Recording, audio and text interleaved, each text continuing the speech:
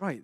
So we have here our panelists. I've already introduced Melly before her keynote. On my left here, we have Vignesh from Pharma Niaga. And Vignesh is the head of... Vignesh Kanagaraj is the head of transformation and change at Pharma Niaga in Malaysia. He has many years of experience working across pharmaceuticals, from good manufacturing practice to good laboratory practices and good storage practices. He was previously at GSK, right, if I'm not wrong, where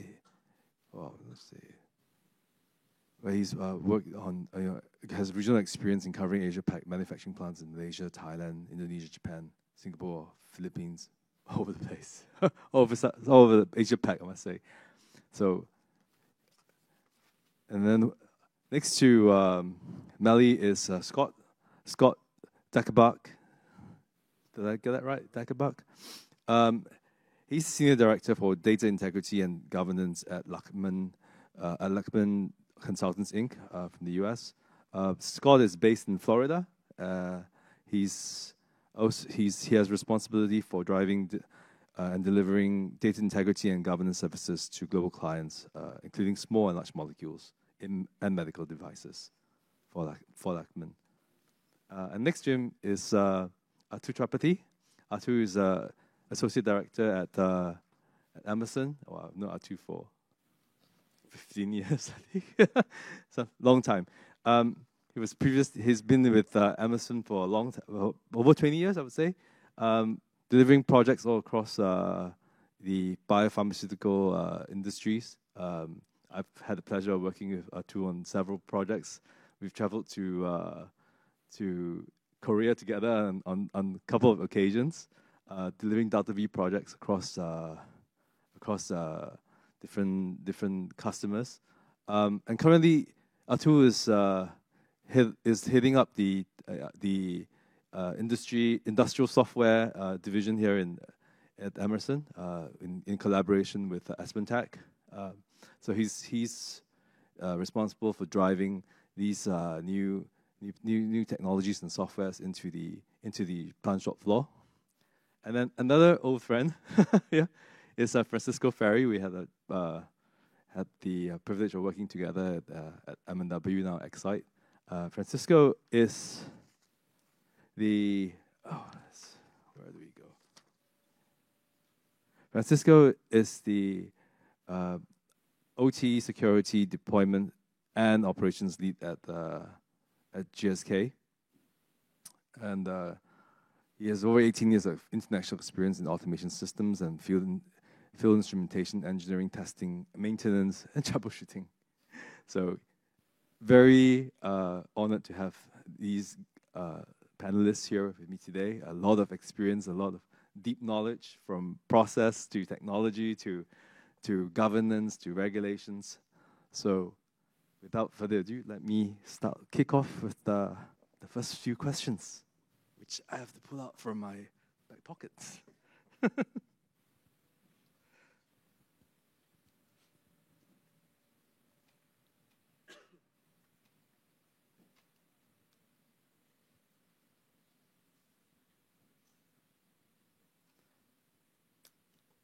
All right, let me kick things off with the first question since Melly was our last speaker, and so she will get to have the first question. So, Melly, thank you for your keynote. I just wanted to say, with what we understand, together with what Richard Lee had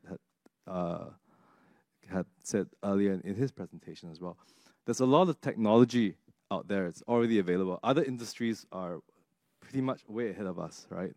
So with all these digital tools available to us today, why are we not seeing more breakthroughs in the pharma supply chains where products should be seamlessly produced to the market?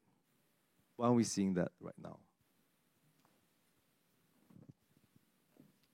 So thank you for the questions. That's a great question because we are behind, and I think we really need to do the reflection as an industry, because the technologies, they don't come out of nowhere, and all of the other industries are quick to adapt. quick to innovate, but they tend to be reserved to do that. And, I actually was wondering if within our industry, we always have an end product in mind, which is products and patients. But I also wonder if that is a hinder to our innovation, because we want to make sure that we have a perfections within our business. Quality is bar number one, right? So we want to make sure that whatever innovations that we do, when we change our processes, we don't have any adverse impact to our patient. So I personally do think that we may have to peel back a little bit more. And as I was looking at the technologies that are available, and I think there was also questions around modularization, for example, I see that there are two types of technologies and innovations in how it could actually be applied within our industry. There is one that are regulated, there are one that are not regulated. There is no reason for the unregulated component of that for us not catching up. For the regulations, yes, that takes time, and I think that's okay, right? And when I'm thinking about the patients and then why that becomes a hinder, because we're really good in making sure that there is uninterrupted supply to our patients. So many of this new technology, it requires new ways of working. It takes time to adapt. It takes time to integrate across the network if you have an existing one. So we tend to fall back to what is comfortable. We tend to just basically say, okay, we just need to get this out for now. Let's just defer that. So that deferral, to me, I think is somewhat of a hindrance for us to implement many new innovation. I don't know if anyone wants to add. Does anybody want to add to that? Yeah, so this has been a really great topic, I think, for this morning. And I guess I would like to just offer some perspectives. It's a complicated topic with many dimensions. It's not just about regulation or just about the technology or the industry we're in. Yes, we're in a regulated industry. I would not be too quick to compare ourselves with unregulated industries because we have a charter, right? We have a mandate to produce the highest quality medicines for our patients, and our patients expect that of us. So we should be moving in a more methodical way because of the risk that's in what we do. But that being said, the presentations this morning by Mr. Lee and by Meliana were all really great because they pointed out that, yes, regulation is a factor, but I would advocate, just based upon everything I see and just watching the behavior of the industry in general, that there really are many factors here to consider, and we've been talking about some of those. So it's nice to be able to point to the external regulation as the culprit, right? And it's not inside our company, and it's the kind of the evil thing. Let me address that for a minute the way I see it, and I'm not speaking, I'm not speaking on behalf of the regulators. I'm speaking from a person who works both with regulators and industry. The regulations themselves really haven't changed substantively a lot in recent years. 21 CFR Part 11's been out there for a long time. The FDA parts, CFRs have been out there and haven't substantively changed. Yes, we have Annex 1 and a couple of exceptions. But if you really read into where the regulator bodies are, I think they are very interested in having the industry adopt new technologies because they know that ultimately new technologies are the way that we are going to be able to develop better drugs faster and with less risk for our patients. And that's what they want as well. So I think what the regulators are really trying to do, and we see lots of new guidance, and this guidance can feel imposing and it can feel different and foreign. And when you combine that with all of the technology advancements, it's a big thing to consider. But the guidance is really intended for the regulators to give us helpful hints on how we can implement new technology safely and competently and in compliance so that everybody, including them and the patients, have assurance that those technologies are working as expected. It's a matter of becoming familiar with how to implement new technology using new methods and ideas for compliance and not necessarily following old models. New technology requires new compliance in my mind, but the outcome is still the same. in terms of other factors, I think there is this comfort level in the industry generally, right? We tend to develop very manual processes in the development environment. We want to commercialize fast, so we tend to commercialize manual processes to get things onto the market in a timely fashion. And then we get comfortable with our profit margins and the level of security we have, and also the resistance because of things like compliance hurdles that keep our processes in those spaces. So we tend to innovate more slowly. And even when we have, like as Mr. Lee so nicely stated, the vision at the top levels in the company for change, there still is a fairly complex mechanism you have to put in place to translate that vision down to rubber, where the rubber meets the road, with very nice innovation programs such as Meliana suggested and is implementing at Genentech. So you have to consciously, explicitly, and tangibly think about how you're going to transform the culture in your organization to turn those ideas into focused solutions, right? Not technology searching for a problem, but a recognized company challenge in search of maybe a technology to overcome that. And that's, so I see it as a more complex just to add on, I think thanks, Scott, about bringing up where regulators are getting more in line with the new requirements in technology. I'm just putting in a perspective from Malaysia. We had a recent, I'll say, a request from a regulator where they asked us to start considering using e-labeling. And instead of having paper as your PIL, they came forward to us, the industry, and said, look, guys, I want you to pilot out e-labeling. And then this is basically because of Singapore has started doing it. I think a lot of countries have started using QR codes on their cartons.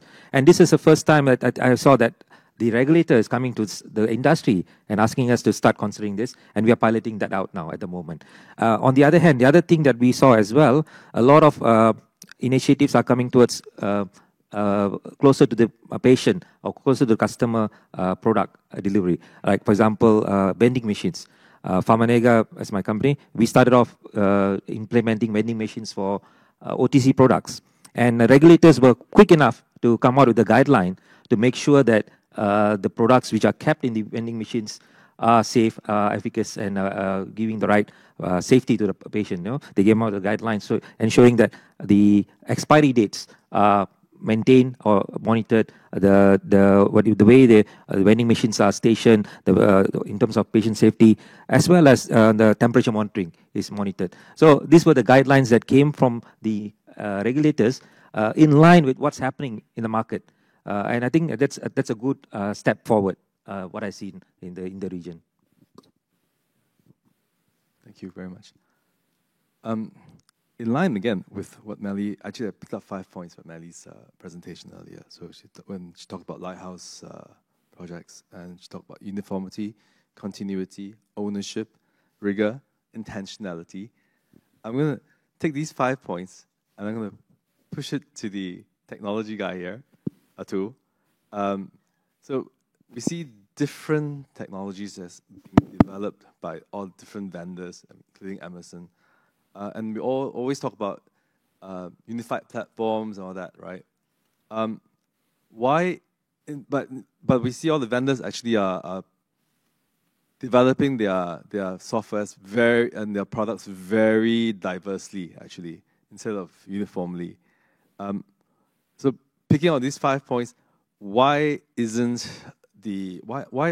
there so much diversity within the technology companies and not pushing more towards something that's uniform, and we're all signed up to this thing called OPC UA, but then there's this lack of uniformity, continuity, ownership, and actually is very intentionally and rigorously pushing towards a very different outcome on all 5. Why do you think that's the case?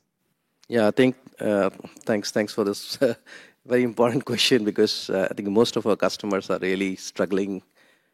No, when I say struggling, means they are really having a challenge in terms of how to integrate this wide variety of data, right? Because you have huge plants, data is trapped all over the place, right? And the OT and IT integration becomes a big issue. But I think before that, if you look at the amount of data what we are generating, right? It's like almost 130 zettabytes of data being generated every day. I mean, you can say in 2023, and maybe it's going to double in the next couple of years, right? Then how much data is analyzed? Only 1% of the data is basically analyzed in real time and acted upon, right? Then how much time you basically spend to get the data and make it work, right, by the data scientists. So these are the big challenges what we are seeing in the industry, and that's where Emerson, AspenTech, we are basically working on a data management platform, right? Because we saw that there's a diverse set of data sets, like as you said, OPC is one of the things, like the Delta V, or maybe a lot of DCSs are coming up with the OPC UA interface, right? But apart from that, you have sensors, IoT sensors. You have the legacy Modbus connectivity. Like you have, ODBC kind of databases. So basically you have structured as well as unstructured data requirements coming up, right, from the customers. Also, you want to integrate your IT, right? So customers are looking for a single source of truth where they can bring up the data to a common platform and then make a quick decision, right? I think Mali talked about a lot of analytic platforms or analytic applications. So those are all the consuming applications, which basically needs a huge amount of data. And right now, data is not available at scale. And I think most of the customers are also, deploying a lot of solutions on the cloud. But getting the data from OT layer to the cloud is again a challenge, right? So that's where, with Emerson and AspenTech, and recently we acquired one company called Inmation, and we are trying to basically bring the data together to a common platform. And then, and then the consuming applications like batch analytics or golden batch or real-time analytics, all these are consuming the data. So yeah, it's a diverse set of data is there, but now we are looking at both structured and unstructured data so that the information can be available in the near real time. And of course, the OT, cybersecurity challenges faces another issue, right? So how to bring the data by just opening one single firewall port, right? That's another issue so that also we are addressing. So basically the connectors which are, near to a data sources and which is just picking up the data, bringing it through the common data source. So I think those are the things, those are the technological advances happening inside the industry. And of course, the challenges about the regulatory, like 21 CFR Part 11 and all that compliance has to be there.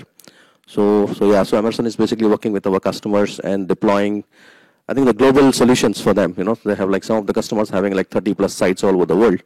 And we are deploying the data management platform and also helping them to run their, solutions. Yeah. All right. In fact, Atul touched interesting point about IT, OT integration, data to the cloud and all, right? So just briefly, a bit of perspective from the cybersecurity point of view, because as we know, in the plant, we have IoT, maybe new technology coming in, but they are going to be beside older technology. Refresh rate for the equipment, we know 15, 20 years. We still have, as you said, Modbus running in a lot of places. We would like to have OPC UA see more into our shop floor, but it's a slow process. So we have this integration of legacy systems as well as new systems that create challenges in terms of data flow and how to protect the data and how to make sure that we can convey securely the data from the shop floor to the historian and potentially to the cloud.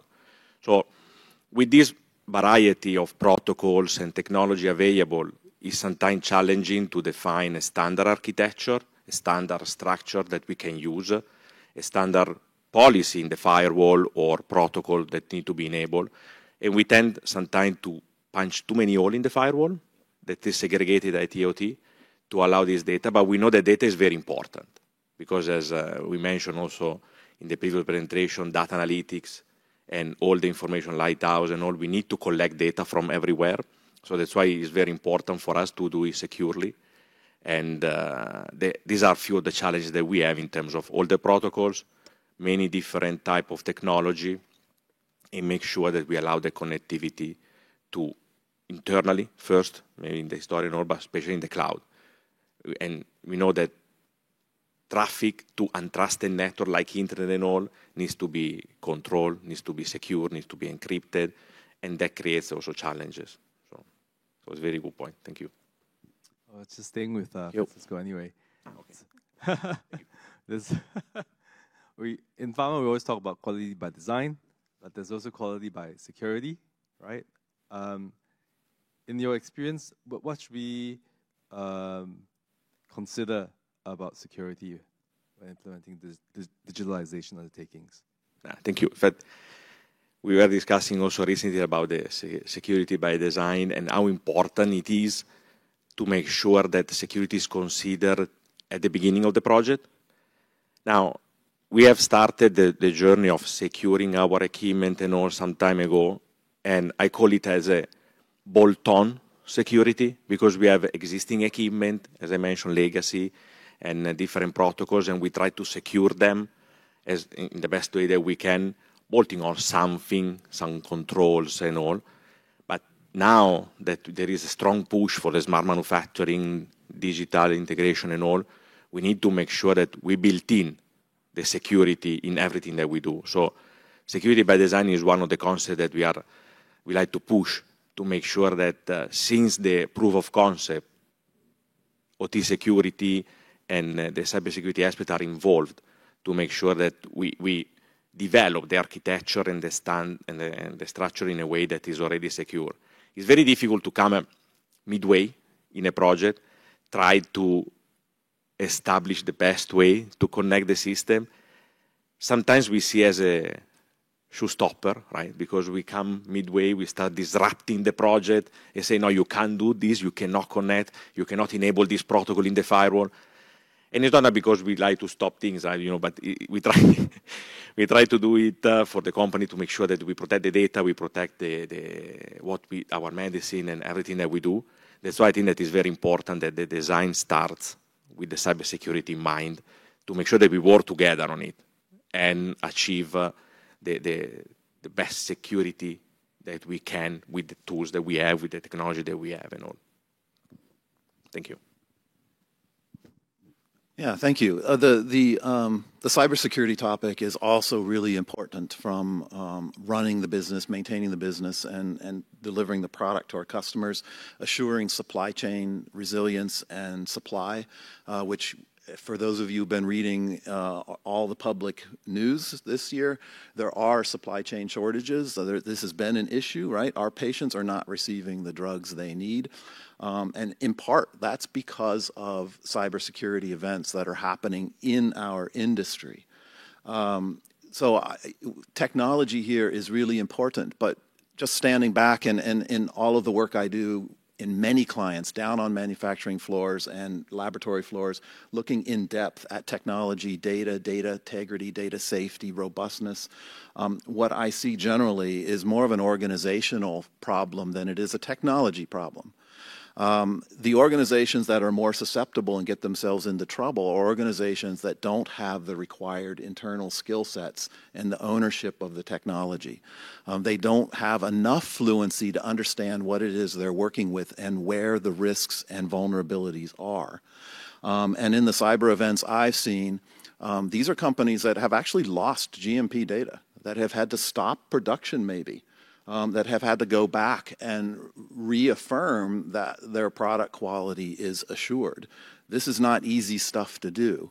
And where the problems have occurred that I have seen have all been on-premise systems, at least 95%, in fact, all that I know of, on-premise systems owned by the company and without appropriate skills in place to really manage the technology well. The data that these companies have had in the cloud, no problem. The cloud was not impacted because the cloud actually is, even though we may not see it or be able to touch it, it feels magical. There's really not much magic about it. It's a pretty safe place as long as you have a reputable cloud provider working with you. In fact, those cloud providers know everything there is to know about security, even using AI to detect security events and things like this. They're much better at it in general than we are as an industry. It's not our forte. So when you implement new technology, I just think one of the first things that we should always talk about is, do we have the needed fluency to adopt this technology in our organization? And if not, what do we have to do to get that infused at the right level in our organization so our adoption of this technology is going to be successful and effective? For Vignesh or O'Malley, any inputs to that? Oh, no, go ahead. Okay, I think Scott, I think you got spot on the effect of I think cybersecurity at the moment.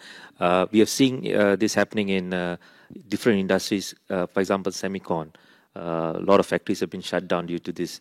I think coming back to your point about the capabilities, I would like to allude to that. But beyond that as well is around awareness. I think sometimes we think that people know, or they should not do that. They know how not to click on an email. But I think that awareness has to be, I think, inbuilt as well as part of I think the culture as well as your constant training, because the way attacks happen nowadays, they are being very creative. So I think the way we create awareness is, so we have to be up to date with making sure this could be a potential attack. No longer email with certain email addresses could be what we call a red flag anymore. So with AI, we are seeing more and more attacks with a very creative way of addressing this. One of the examples I saw, which was in a conference, the banking industry is really in the forefront of this, because they are being constantly being attacked by very innovative technologies. And what I heard recently was the use of quantum computing is being used for cybersecurity attacks. So these are the things that I think our industry also have to be ready, because the guys who are doing this are very in the forefront. Yeah. So awareness of bad actors, right, also comes into play. Is there any technology that you want to introduce? You have to there's a lot of considerations. So coming back to regulations, though, with changes in the regulations that are coming or upcoming, Scott, do you see that more as, do you see these regulations being liberating or hindering? Well, as I kind of said earlier, regulations really aren't changing all that much.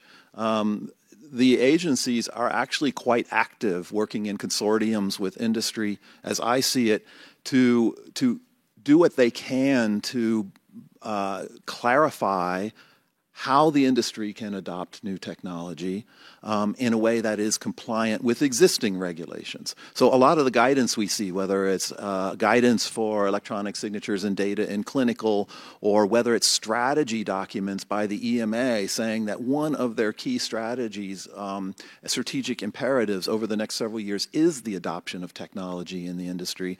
I've got a whole page of guidance in the presentation I gave a couple days ago that you can use. It's all out there, and it's all suggesting that what they want is for the industry to adopt confidently, right, new technologies. And they are actually searching for industry to help them with ways to do that better as well. So they're looking for the answers too, right? And they want to incentivize the industry. They want to keep the industry. They do want to keep the industry compliant. They want to make sure that the new technology that comes out works as expected, of course, right? We want to have confidence in it. But I don't see really new regulations. What I see is a whole bunch of new guidelines, right? When we're, as an industry, looking at this, wow, that's a whole bunch of new stuff I've got to comply with. Look at it maybe a little differently as a clarification on how I can comply with existing regulation. And yes, I'm dealing with new technology that's also foreign to me as an industry participant. I have to learn the new technology, and I have to learn maybe new ways to make that technology compliant. So it is a learning process. It will slow us down. So in other words, it's not new regulations. It's the regulations were always there, but the industry has always been slow to change, to adapt. And then now the regulators coming back, hey, we're not stopping you from taking up technology. This is some guidelines that allows you to do that. And just let me add one thing, because there's a difference here, right? There's some technologies new. We're talking about generative AI or natural language processing, things like these on the forefront, right? This demands a different way to think about compliance, these types of technologies.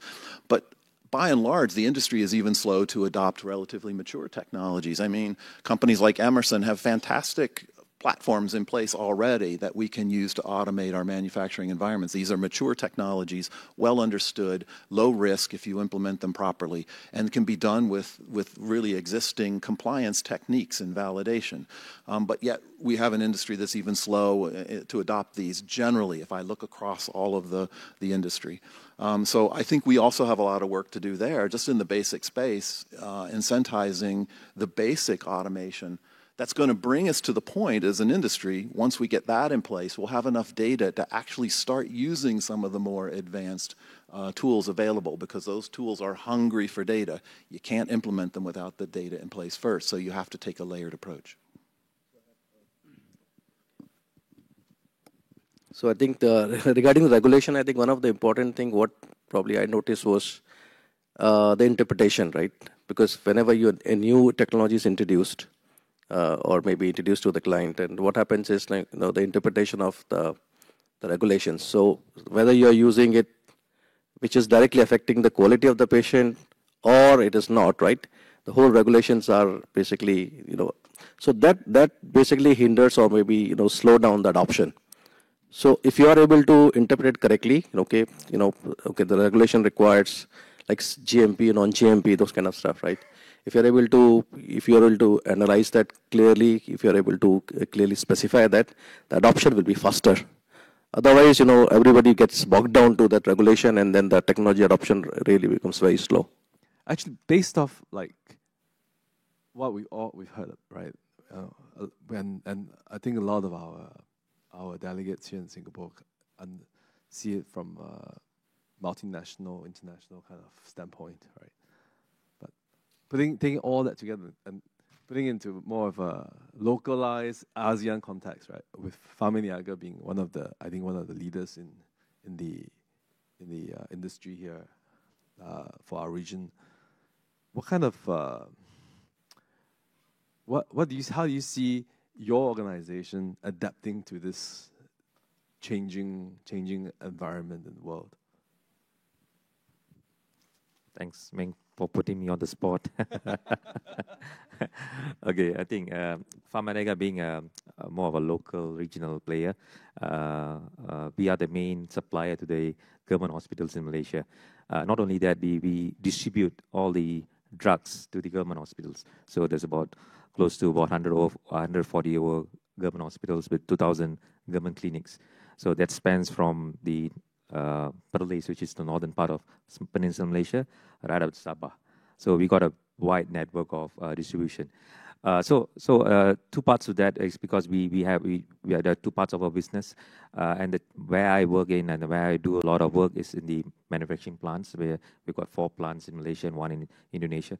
The challenges, I guess, when it comes to us adopting some of these technologies, the 4 plants are at different levels in terms of the technology that they have, the type of products we make. So we got one penicillin plant, which is dedicated for penicillin, and then we got a new up-and-coming SVI plant, which was turned into a Sinovac fill and finish plant. So and that's now being turned into a biopharma plant. So the type of technologies that we have is different, and we have got legacy systems in those plants as well.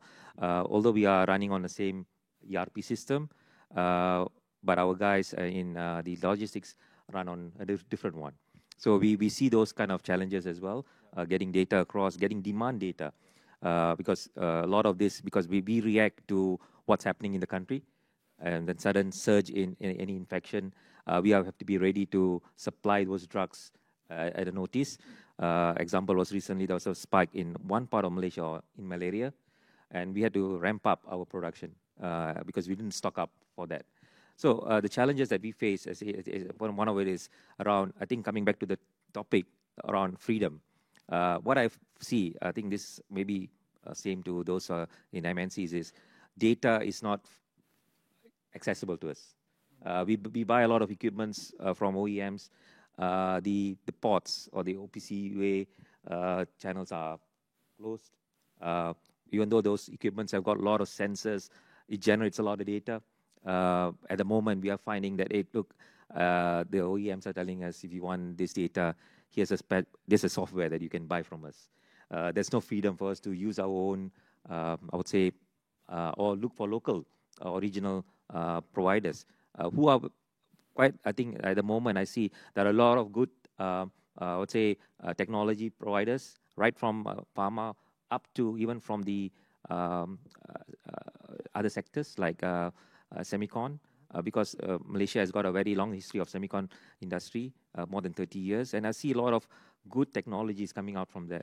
So what I see is that there's a lot of, I would say, stop gaps there for us to implement some of the solutions. And the other thing as well is about, I think, coming back to Atul's point about interpretation.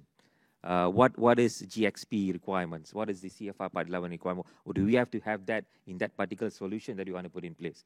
So I think within the organization as well, sometimes I struggle to push my way through so that, to challenge some of those requirements, even at a URS level. So I think that is a challenge that we have as well. So the interpretation of those requirements and making sure we have more freedom to adopt those which has a lesser risk to the organization. So basically also comes back to what Richard said, right? Whereby once you select your technologies and your plan is operational and running, you can't just rip it out and then stop production and change that. It seems like it's the nature of the industry is very different from, say, like semicon, where semicon can go mission critical. Let's rip out this plant, and we can't use the same equipment to make the new and latest chips anyway. So let's just build a whole new plant, commission a new production line with new equipment to make the latest chips and get it all out in 9 months, mission critical, right? And the market doesn't seem to have a problem. We pay more and more expensive technology on our wrist, on our phones, on our laptop, right? But with drugs as well, the regulations control, there's a lot of control pricing, right? If you come to Asia, China, Indonesia, there's all the governments will say all these classes of drugs have to be at a certain price, which is probably 1/10 of what you like to sell them for. Do you see that as another challenge with adopting technology? This can go to anybody. Maybe I'll answer first. I think from a perspective of a generic manufacturer, I think cost is always a paramount for us. I think we have to compete in a very, very, I think, cutthroat competition. It's not only Malaysia is quite open in terms of its business. So we get drugs from India, Pakistan, coming into our country, and it competes with our own manufacturer. So our guys in manufacturing have to compete with the global players in the generic field. And I think cost is a very, I would say, it boils down to cost always. And if technology can help us to bring down the cost of goods, that will be something that we always look out for. But then having said that, I think the solutions that we get are more catered to MNCs. So that's where we see some of these challenges that we see. And that is a good, I would say, a good need for us to innovate. And at the moment, I've got a small team within my organization looking at using open source software.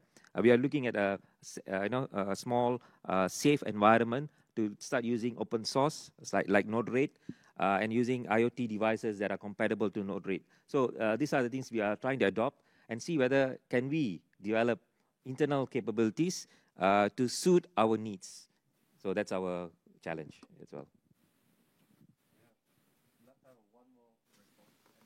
Yeah, maybe I'll add to that. I think it really depends on the technology. It's not, I think, to what was discussed before. It's a complex problem, right? Because if we actually are talking about the technology, the filling line technology that actually we need to require regulatory approval, and of course there's not going to be appetite for that. But if it's actually something that is a little further away from the core of the regulations, I think there is no reason for us. So to me, I think we tend to look at it as one size fits all, put a blanket that we just can't do it because of the regulation. And in practicality, I think we need to look a little bit deeper. I think another thing is about like what we have been doing, in past, like risk-based compliance, right? So I think that we have to really look into that risk-based compliance, because we need to make sure that we carry out the risk assessment and then see really the technology is something, which we can, work with, right? I think that's very important, because I think this GAM5 and all have been, advocating for quite some time about risk-based compliance, right? So I think that's one other way of, looking at it. The new technology, we do all kinds of risk assessment and then deploy it. All right, that's all the time that we have for today. Thank you to all the panelists who took time to come all the way here from wherever. Do we have someone with a question? All right. Yeah, just a real quick one. Thanks for the panel for sharing. Look, we know the digitalization journey can be quite long, and there's a lot of stakeholders, as you mentioned, to bring on that journey. I'm curious to know if anyone could share some kind of simple, quick wins that you might share with the audience, where you have a quick kind of win to get some enthusiasm from the stakeholders early on to help them buy into the journey a bit more and to kind of keep the energy up as you're on that transformation. Anybody want to answer that?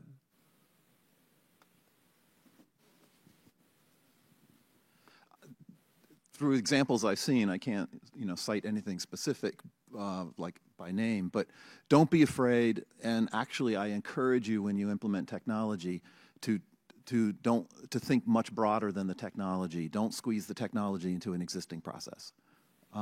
Think bigger. Think about how you redesign the process end-to-end around the technology. Each time you do a technology implementation, which is a cyclical process that you do over years to achieve an overall digital strategy, each time you do that, you should look across your processes, even if they aren't directly inside the technology. That's where you get your biggest benefit, I think. So talking with companies in the European region right now, API manufacturers, they want to automate, but they want to automate smartly and modularly, and they don't want it to lock down their business. Mr. Lee talked about that this morning with the CDMO. So how do you do that? You can do smart technology implementation, but it requires that you also change how you think about the overall process, how you think about what is a batch record. It doesn't have to be a 250-page document anymore. You can make it a 20-page document, and you can collectively say, my batch record is a composite of data from around my systems, inclusive of paper. But you have to bring your organization forward, including your quality groups, your manufacturing groups, to believe in that. You have to test that with your regulatory agencies and get direction that you can do that compliantly. All of this is possible, right, to really streamline and use technology to your advantage. But think beyond that. Think the entire process, with each and every implementation. Okay, so that's the end of our session this morning. We are going to take a break. Please, everybody, come back here by 11 o'clock, and then we'll have our next presentation, actually by Francisco, at 11. So see you soon.